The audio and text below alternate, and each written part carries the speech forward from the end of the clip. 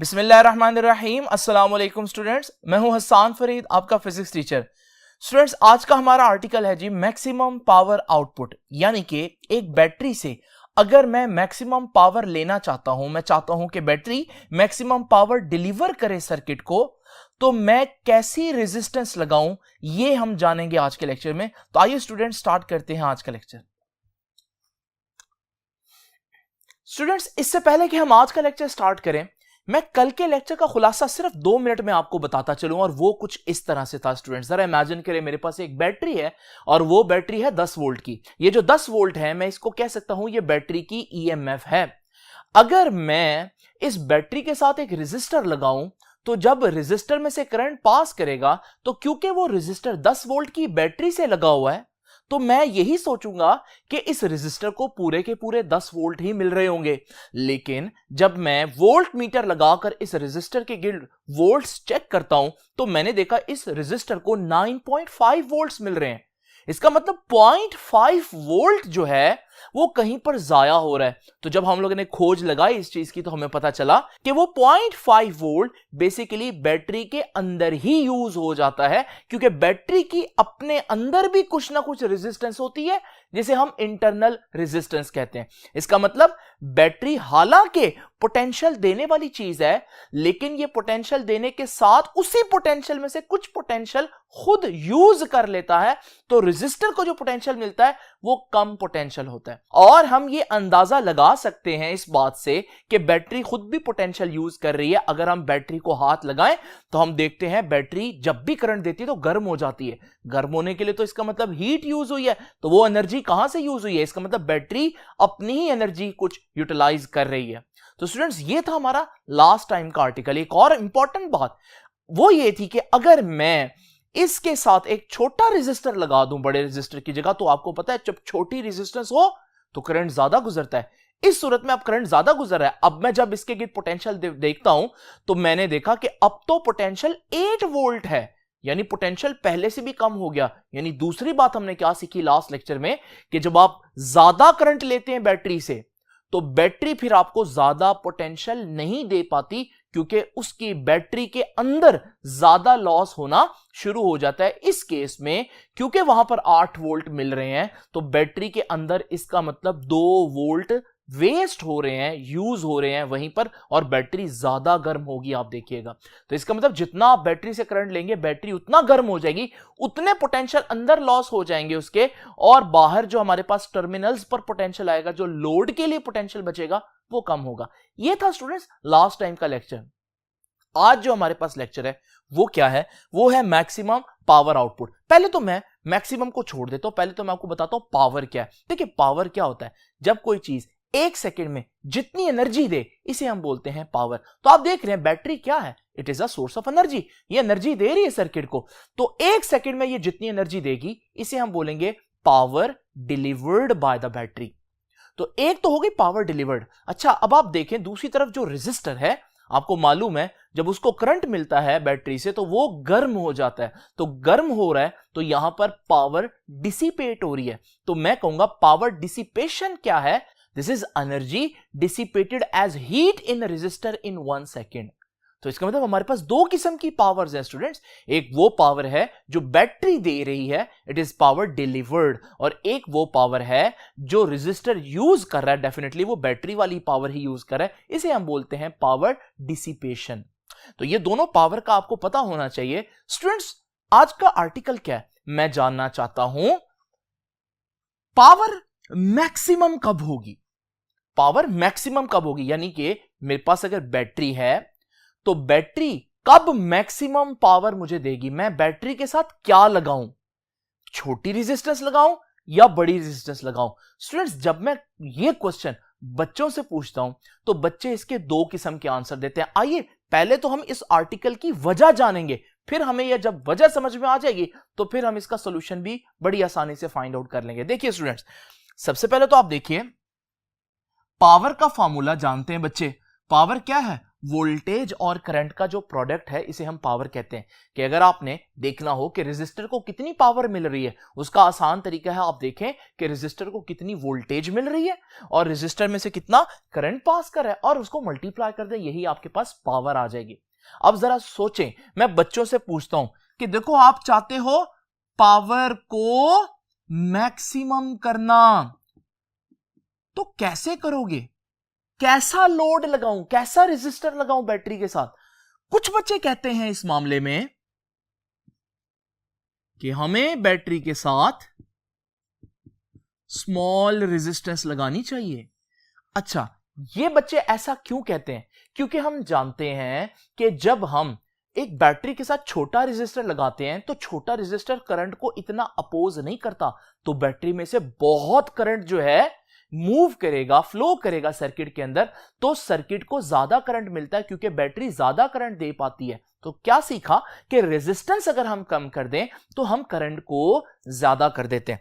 तो बच्चे कहते हैं कि हमें स्मॉल रेजिस्टेंस यूज करनी चाहिए, क्योंकि जब हम स्मॉल रेजिस्टेंस यूज करेंगे, रेजिस्टेंस छोटी होगी तो करंट बैटरी ज्यादा देगी, और हम जानते हैं जब करंट ज्यादा हो जाए तो पावर के अंदर करंट आ रहा है, तो जब करंट ज्यादा तो पावर ज्यादा, क्योंकि डायरेक्टली हमें नजर आ रहा है।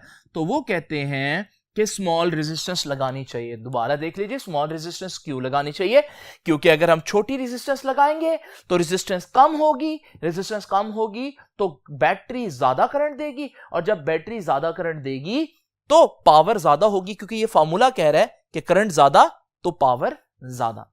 लेकिन कुछ बच्चे इस बात पर एतराज करते हैं, और वो क्या एतराज है जरा देखते हैं स्टूडेंट्स। अभी मैंने आपको इंट्रोडक्शन में एक बात बताई स्टूडेंट्स, जब आप बैटरी के ऊपर देखते हैं जो पोटेंशियल लिखा हुआ है वो तो 10 वोल्ट्स है, लेकिन जब आप इसके गिर्द रेजिस्टर लगाते हैं और रेजिस्टर में से जब करंट पास कर रहा हो तो फिर जब आप पोटेंशियल चेक करते हैं तो आपको पता चलता है लोड को 10 वोल्ट्स पूरे नहीं मिल रहे।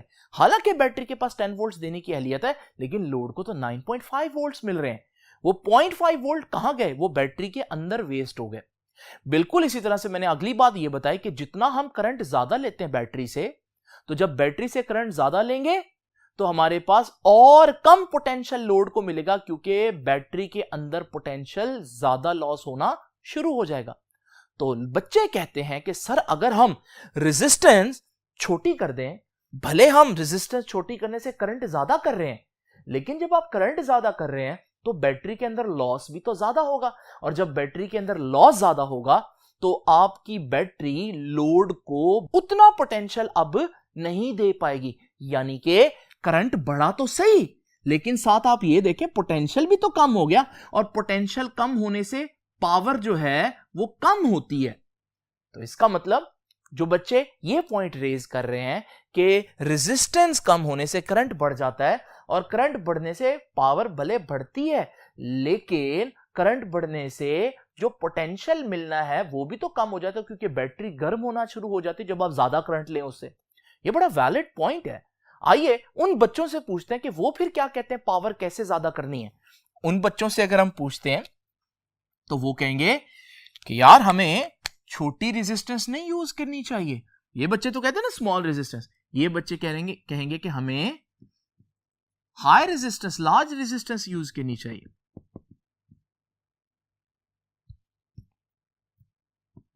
अच्छा, अगर हम हाई रेजिस्टेंस यूज करें तो क्या होगा? अब इन बच्चों की लॉजिक सुन लेते हैं। ये बच्चे कहेंगे कि भाई हाई रेजिस्टेंस होगी तो जब बैटरी के साथ आप बहुत हाई रेजिस्टेंस लगाएंगे तो बैटरी बहुत थोड़ा थोड़ा करंट देगी। तो बैटरी अगर 10 वोल्ट की है तो वो फिर 9.9 वोल्ट्स लोड को मिलेंगे, यानी कि मैक्सिमम वोल्ट्स मिलेंगे। तो आपने रेजिस्टेंस ज्यादा करके बैटरी का सारा पोटेंशियल जो लोड को दिया। इसका मतलब रेजिस्टेंस ज्यादा करने से आप पोटेंशियल की ज्यादा मिकदार लोड को देते हैं, और पोटेंशियल ज्यादा होगा तो पावर ज्यादा होगी। ये इन बच्चों की लॉजिक है। लेकिन अब ये बच्चे इन पर एतराज करेंगे कि अगर आप पोटेंशियल ज्यादा कर रहे हैं, आप पोटेंशियल कैसे ज्यादा कर रहे हैं? आप रेजिस्टेंस बढ़ाकर ज्यादा कर रहे हैं पोटेंशियल, और रेजिस्टेंस जब बढ़ाएंगे, बड़ी रेजिस्टेंस लगाएंगे तो करंट तो कम ना हो गया, तो पावर के फॉर्मूला के अंदर करंट भी तो आ रहा है, और जब आपने वोल्टेज बढ़ाई तो आपने करंट को कम कर दिया, और करंट कम होने से भी तो पावर कम होगी। इसका मतलब स्टूडेंट्स, ये दोनों कॉन्सेप्ट जो हैं, ये दोनों एक दूसरे के ऑपोजिट चल रहे हैं। यानी पावर क्या है? वोल्टेज और करंट का प्रोडक्ट है। आप मैक्सिमम पावर लेना चाहते हैं तो अगर आप करंट ज्यादा रखने की कोशिश करते हैं तो वोल्टेज ड्रॉप होना शुरू हो जाता है, जैसे यहां हुआ। छोटी रेजिस्टेंस लगाकर आपने करंट को ज्यादा करने की कोशिश की, लेकिन वोल्टेज भी तो ड्रॉप हो गया ना। तो इसका मतलब स्मॉल रेजिस्टेंस लगाना, बहुत छोटी रेजिस्टेंस लगाना सही ऑप्शन नहीं है, यह हमें मैक्सिमम पावर नहीं देगा। फिर अगर आप करंट को थोड़ा कर देते हैं तो वोल्टेज को आप पूरा रखते हैं, लेकिन वोल्टेज को पूरा रखने के लिए फिर आपको करंट को कम करना पड़ा ना, उससे भी आपको मैक्सिमम पावर नहीं मिलेगी। तो हाई रेजिस्टेंस लगाना भी एक अच्छा ऑप्शन नहीं है। इसका मतलब यहां से एक बात तो वाजे हो गई कि अगर आप बैटरी से मैक्सिमम पावर लेना चाहते हैं तो ना ही बहुत छोटी रेजिस्टेंस लगाना अकलमंदी है और ना ही बहुत ज्यादा रेजिस्टेंस लगाना अकलमंदी है। तो फिर कितनी रेजिस्टेंस लगाएं? वो लो रेजिस्टेंस भी नहीं होनी चाहिए, हाई भी नहीं होनी चाहिए, वो इनके दरमियान में होनी चाहिए। तो कितनी होनी चाहिए यही हम देखेंगे अब डेरिवेशन में। तो आई होप कि पहले आपको समझ में आया होगा कि मसला क्या है, ये आर्टिकल क्यों पढ़ रहे हैं हम। क्योंकि अगर आप करंट को ज्यादा करते हैं वोल्टेज ड्रॉप हो जाता है, अगर आप वोल्टेज को पूरा रखने की कोशिश करते हैं तो करंट को कम करना पड़ता है। तो फिर पावर को मैक्सिमम कैसे करेंगे, कौन सी रेजिस्टेंस लगाएं, कितनी रेजिस्टेंस लगाएं, ये अब हम देखते हैं नेक्स्ट डेरिवेशन में। तो आइए स्टूडेंट स्टार्ट करते हैं ये mathematical derivation. Maximum power output find out करनी है कि कौन सी रेजिस्टेंस लगाऊं। और स्टूडेंट्स आप लोग जो अभी मैंने डिस्कशन की है पहले, इसको ना भूलिएगा और याद रखिएगा हर लम्हा कि बहुत छोटी रेजिस्टेंस लगाना मसलों का हल नहीं है, उससे पावर मैक्सिमम नहीं होती, और बहुत बड़ी रेजिस्टेंस लगाना भी पावर को मैक्सिमम नहीं करती। तो कितनी रेजिस्टेंस लगाऊं ये अब मैं देखूंगा इस लेक्चर में, लेकिन उसके लिए पहले मुझे मैथमेटिकल डेरिवेशन करनी पड़ेगी। मैं जानता हूं पावर का फॉर्मूला क्या है, power is the product of voltage and current. But हम ये भी जानते हैं कि ओहम्स लॉ के मुताबिक V is equal to I R. तो मैं अगर V की जगह आई आर पुट कर दूं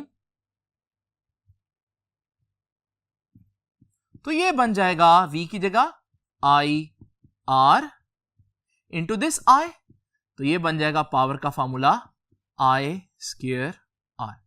ये वो पावर है जो बैटरी दे रही है, इसके साथ मैं लिख देता हूं पावर के साथ आउट, यानी कि ये पावर आउटपुट है जो बैटरी दे रही है। नाउ स्टूडेंट जरा तवज्जो कीजिए, इस फॉर्मूला को जरा ध्यान से देखिए। कल के आर्टिकल में हम लोगों ने पढ़ा, जिसकी अब मैं डिटेल में नहीं जाऊंगा, कल के आर्टिकल में हम लोगों ने पढ़ा कितना करंट मिलता है बराबर है ईएमएफ कितनी है बैटरी की divided by R plus small R. यहां बड़े ही ध्यान से सुन लीजिए, कैपिटल आर क्या है? कैपिटल आर है रेजिस्टेंस ऑफ लोड, लोड की रेजिस्टेंस, और स्मॉल आर क्या है? बैटरी की internal resistance, internal resistance of battery. Small R है बैटरी की रेजिस्टेंस और कैपिटल आर है लोड की रेजिस्टेंस। ये बड़ी इंपॉर्टेंट बात है, याद रखिएगा। तो इसको मैं दिखा देता हूं कि ये मेरे पास बैटरी है, इस बैटरी के साथ आपने एक रेजिस्टर लगाया हुआ है, ये हमारे पास इसकी जो रेजिस्टेंस है इसे हम कैपिटल आर कहेंगे। अच्छा, ये जरूरी नहीं है ऐसे रेजिस्टर हो, असल में असल लाइफ में ये तो सर्किट्स यूं बनाते हैं, रियल लाइफ में ये कोई अप्लायंस होगी, जैसे अगर बल्ब है तो उस बल्ब की जो रेजिस्टेंस होगी उसे हम कैपिटल आर कहेंगे।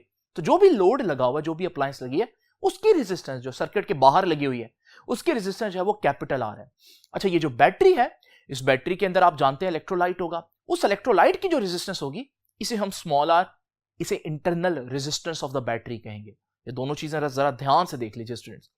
तो ये हमारे पास आई का जो फॉर्मूला है ये मैं इधर आई में पुट कर रहा हूं। तो पावर आउटपुट बराबर है आई का स्क्वायर है ना, करंट का स्क्वायर है और साथ आर है।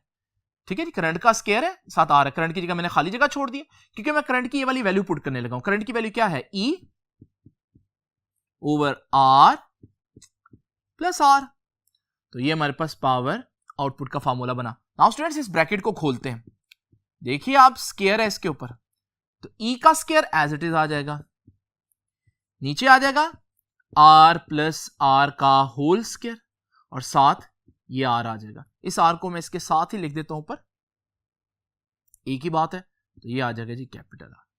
हाँ स्टूडेंट्स नीचे देख रहे हैं आप लोग, A plus B whole square, ये तो आप लोग जानते हैं ए प्लस बी का होल स्क्वायर किसके बराबर होता है बेटा, ए प्लस बी का होल स्क्वायर बराबर होता है A square plus B square plus 2ab।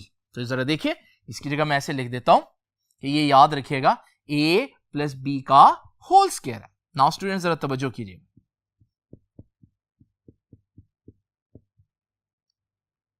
नीचे अभी मैं जगह छोड़ता हूं, जरा तवज्जो से देखना आपने। देखिए ये a प्लस बी का होल स्क्वायर है ना स्टूडेंट्स, आप लोग जानते हैं कि a माइनस बी का होल स्क्वायर किसके बराबर होता है, a माइनस बी का होल स्क्वायर। आप कहेंगे सर इधर तो a प्लस बी का होल स्क्वायर बन रहा है, तो a माइनस बी क्यों कर रहा हूं, अभी बताता हूं। a माइनस बी का होल स्क्वायर किसके बराबर होता है, a माइनस बी का होल स्क्वायर बराबर होता है a square plus B square minus 2ab। हाँ स्टूडेंट जरा इमेजिन करें, अगर मैं दोनों तरफ 4ab ऐड कर दूं, क्यों कर रहा हूं अभी आपको समझ लग जाएगी, 4ab इधर भी 4ab ऐड करता हूं, ये देखिए ये है माइनस 2ab, ये है plus 4ab, minus 2ab plus 4ab क्या बचा, प्लस 2ab। इधर क्या रह गया, a square plus B square, और इधर जरा देखिए क्या रह गया, a minus B whole square plus 4ab।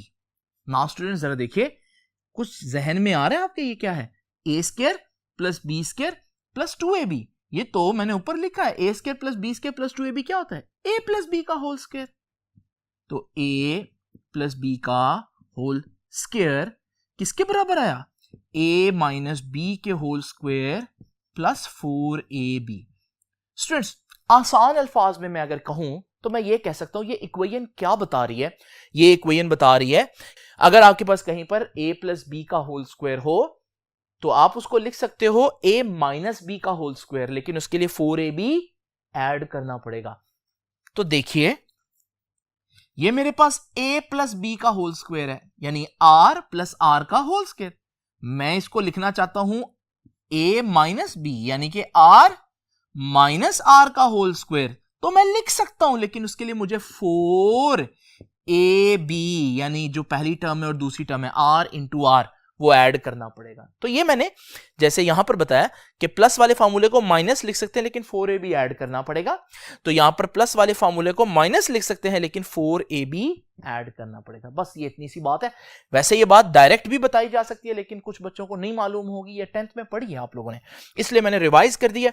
आइए जरा आप देखते हैं, आते हैं अपने ओरिजिनल क्वेश्चन की तरफ। मुझे पावर नहीं मालूम करनी, मुझे तो मैक्सिमम पावर मालूम करनी है। आप देख रहे हैं अगर आप चाहते हैं पावर ज्यादा हो तो आप रेशो को ज्यादा करने के लिए एक तरीका है कि नीचे वाला आंसर मिनिमम कर दें, ठीक है जी। रेशो में अगर डिनोमिनेटर का आंसर कम हो जाए तो टोटल आंसर बढ़ जाता है, ठीक है जी, तो पावर बढ़ जाएगी अगर डिनोमिनेटर कम कर दूं। और डिनोमिनेटर कैसे कम कर सकता हूं, ये देख रहे हैं ये फैक्टर, ये क्या है r माइनस आर। अगर मैं ये दोनों चीजें माइनस हो रही हैं, अगर मैं r और r बराबर कर दूं तो फिर r माइनस आर तो जीरो नहीं हो जाएगा और पूरी की पूरी एक टर्म डिनोमिनेटर में से गायब हो गई, यानी डिनोमिनेटर का आंसर कम से कम हो गया। और डिनोमिनेटर का आंसर जब कम से कम होगा तो पावर का आंसर मैक्सिमम हो जाएगा। तो याद रखिएगा, if we take r is equal to capital R, अगर हम स्मॉल r कैपिटल R के बराबर कर दें तो इससे क्या होगा, डिनोमिनेटर में से पूरा एक फैक्टर ही खत्म हो जाएगा, सिर्फ ये रह जाएगा 4r, तो डिनोमिनेटर बहुत कम हो जाएगा, ठीक है जी। If we take r is equal to capital R then denominator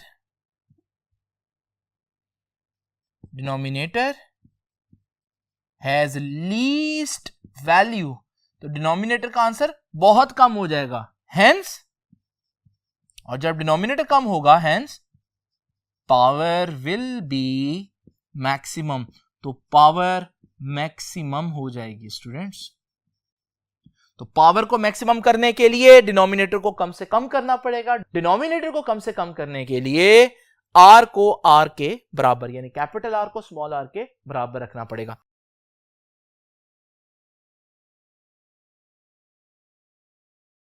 मैं आर को कैपिटल आर के बराबर रखूंगा तो ये तो 0 हो जाएगा। तो देखिए अब वो पावर आउटपुट नहीं कहलाएगा, अब वो पावर आउटपुट मैक्सिमम होगी। और वो किसके बराबर होगी? ऊपर क्या रह गया? E square over R, E square into R, ठीक है, ई स्क्वायर इंटू आर, ये तो 0 हो गया। बाकी नीचे क्या रह गया? 4 आर आर।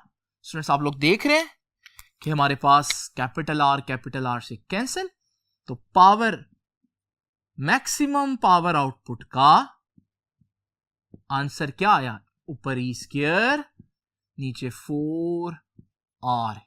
ये है मैक्सिमम पावर जो आपकी बैटरी डिलीवर कर सकती है सर्किट को। और कब कर सकती है? जब रेजिस्टेंस बहुत कम हो? नहीं, वो तो हमने स्टार्ट में देखा था कि ऐसा नहीं होगा।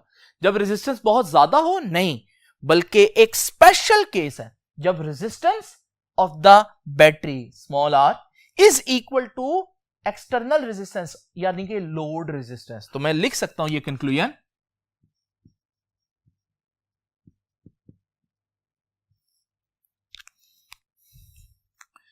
कि power delivered by battery is maximum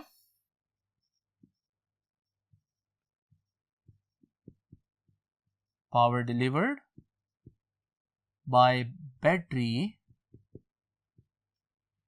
is maximum. कब मैक्सिमम होती है? when load resistance is equal to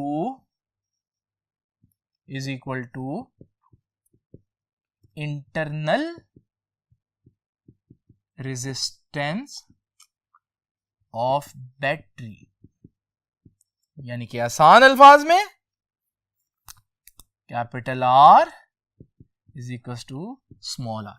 तो स्टूडेंट्स वो बैटरी हमारे पास 10 वोल्ट्स की जो मैंने स्टार्ट में दिखाई, आप इससे मैक्सिमम पावर लेना चाहते हैं तो याद रखिएगा मैक्सिमम पावर लेने के लिए आपको इस बैटरी की इंटरनल रेजिस्टेंस को देखना पड़ेगा। आप इस बैटरी की इंटरनल रेजिस्टेंस देखते हैं, सपोज करें वो 0.5 ओम है, तो फिर अगर आप सर्किट के अंदर भी 0.5 ओम का रेजिस्टर लगा दें उस वक्त बैटरी मैक्सिमम पावर देगी। तो स्टूडेंट्स आप लोगों ने देखा कि मैक्सिमम पावर लेने के लिए इतना आसानी से आप कंक्लूजन ड्रॉ नहीं कर सकते, बल्कि आपको वो खास स्पेशल केस देखना पड़ता है जिसमें बैटरी मैक्सिमम पावर डिलीवर करेगी।